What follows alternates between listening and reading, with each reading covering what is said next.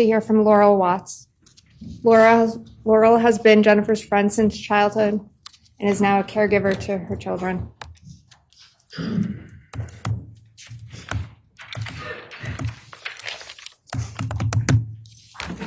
Good morning, Your Honor. Good morning. This is my friend Jenny at 20 on my roof in Brooklyn, the summer we lived together. Jenny Farber was my friend for 46 years, from when we were 4 to when we were 50, from community nursery school to middle school math class to Brown University. You have to be pretty extraordinary to inspire friendship that evergreen. She was. All the adjectives: deep, beautiful, genius, outrageous, gentle, and wise can't even come close. We lived together, traveled together, and we held each other's babies when they were born.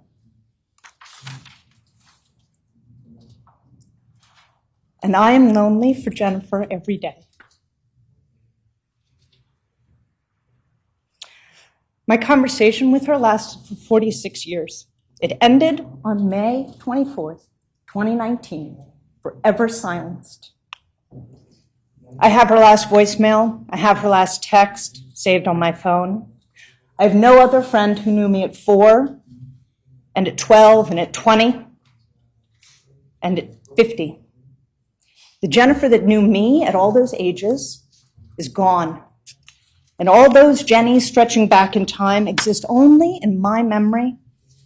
I can't see them in her face. Sometimes I can glimpse them in her children's expressions, hear their laugh in theirs. On March 1st, 2024, Michelle Troconis was convicted of conspiring to murder Jennifer Farber Dulos. By killing Jennifer, Troconis cut off a future for Jennifer and for us. So much of this trial has been about what was: a failed relationship, divorce, court orders. But every time that I was with Jennifer and her children, she was deeply, truly content.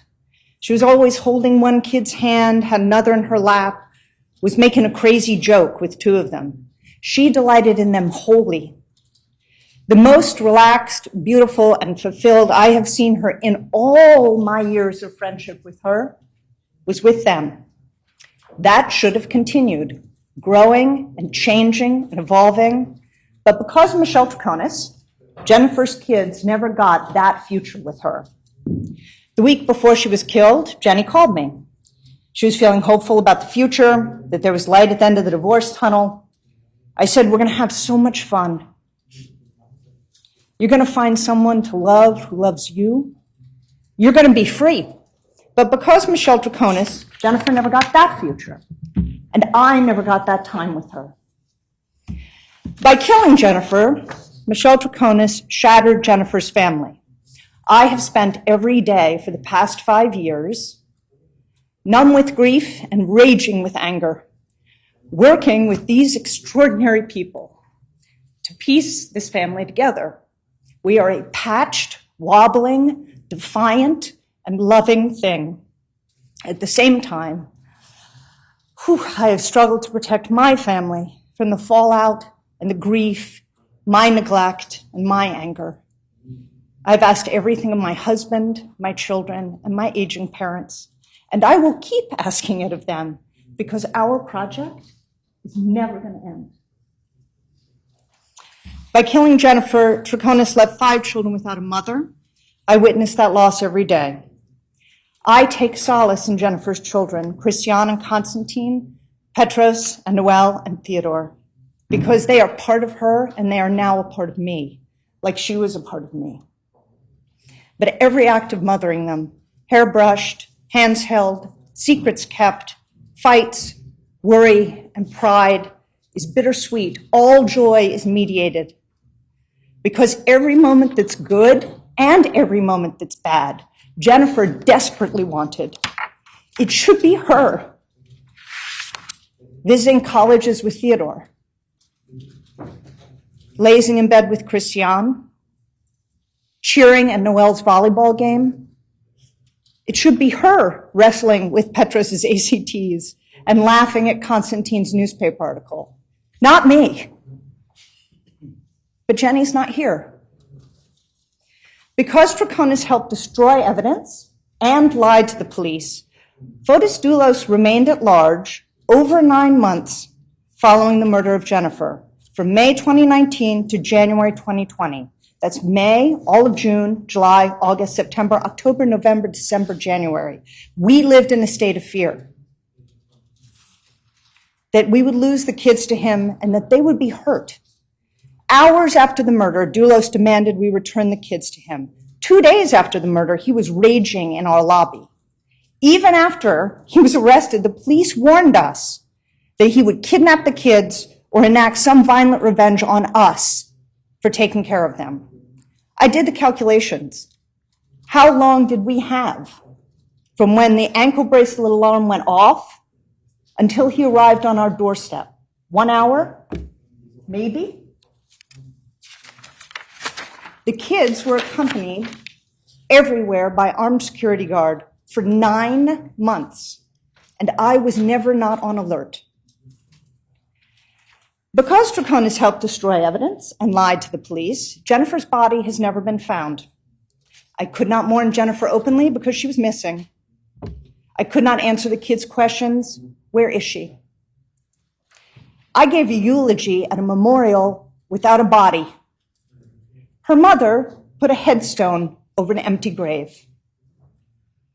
Because Troconis assisted Dulos in the disposal of Jennifer's body, all we do have is a bloody bra and a shirt stiff with Jennifer's blood, sliced up the center. And all of the horror engendered by these, our only artifacts. That's what the kids have left of their beautiful, gentle mother. And that's what I have left of my friend. In the instructions explaining the scope of the victim's statements, we are invited to give our opinion as to what should happen to the defendant. In my opinion, Michelle Troconis deserves the maximum sentence available under the law. 1, your cruelty is stunning, and therefore you deserve a sentence at the upper limit of the range. These 5 children were not an abstraction. They were not your boyfriend's kids, a photograph on a desk. You skied with them, you lived with them, you fed them, you tucked them in. Your child, Nicole, is the same age as Petros and Theodore. She is a daughter, like Christiane and Noelle. How could you, as a mother, knowing what that means, knowing what that bond is, how important that is for Nicole, choose to kill the mother of these children you claim to love? You must have known what the outcome would be, the devastation, but you did it anyway. Killing Jennifer demonstrates a capacity for cruelty that is mind-boggling, or that you are incapable of human feeling, that you are unable to conceive of these children as anything other than things to be acquired. Your greed is engulfing, and therefore you deserve a sentence at the upper limit of the range. You claim you didn't know Jennifer, but you coveted her life, and you effectively took it for your own. First, you took Jennifer's husband. Whatever the state of their relationship, they were married. Then you took Jennifer's home, moving yourself from Miami into Fort Jefferson, into Jennifer's bed. You moved Nicole into one of the kids' bedrooms. You enrolled Nicole at the school where Jennifer had 5 children, friends, a community. You tried to take Jennifer's children. By erasing Jennifer, you hoped to get custody, becoming what you and Fotis prematurely claimed to be, a married couple with 6 children. You cold-bloodedly planned, executed, and covered up Jennifer's murder, and therefore you deserve to be sentenced at the upper limit of the range. This killing was not an accident. You did not lose control.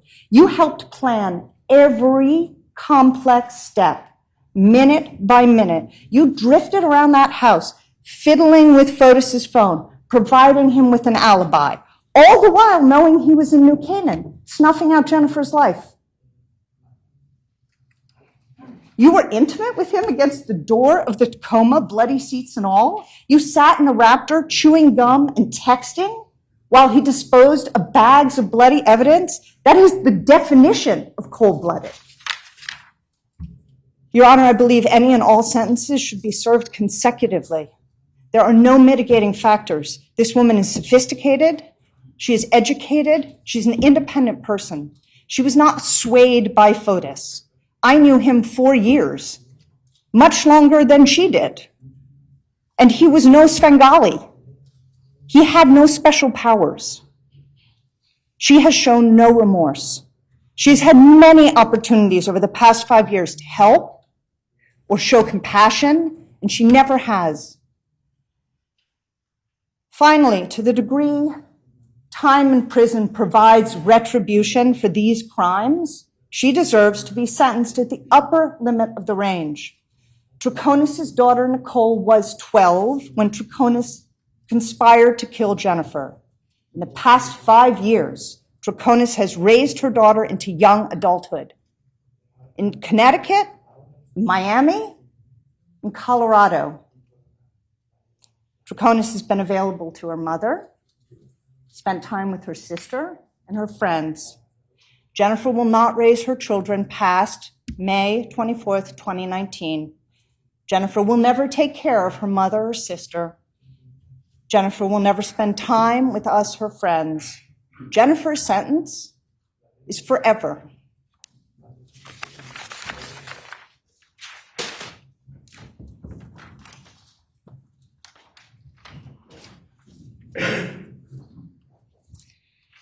Thank you, Your Honor.